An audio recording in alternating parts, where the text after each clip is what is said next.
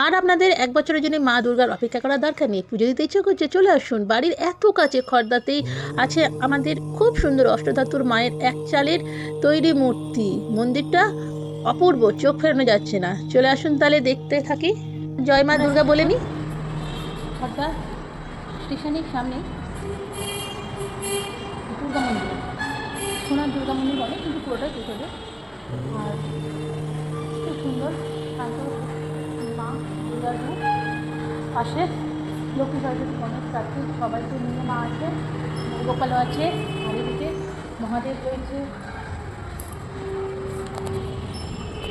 এত তাড়াতাড়ি মায়ের মূর্তিটা দর্শন করবো বলে তাড়াতাড়ি ঢুকে পড়েছিলাম, তাই বাইরের ভিডিওটা দেখানো হয়নি। এবার দেখাই বাইরের মন্দিরটা। ছিমছাম খুব সুন্দর। এটা রাত্রির সন্ধ্যেবেলার তোলা। আর খদ্দা স্টেশন থেকে বেশিক্ষণ না, 4-5 মিনিটের হাঁটা পথ। রাস্তার ওপরেই পড়ে। যদি মিষ্টি ফুল নিয়ে আসেন, পুজোও দিতে পারেন। এখানে সূর্য সেনের মূর্তিটা রয়েছে, মাস্টারদা সূর্য সেনের মূর্তিটা আছে। এইটা হচ্ছে সূর্য সেন নগর মাস্টারদার নামেই। আর অপূর্ব। আর সামনে এখানে রয়েছে অ্যাড্রেসটা দেওয়া রয়েছে।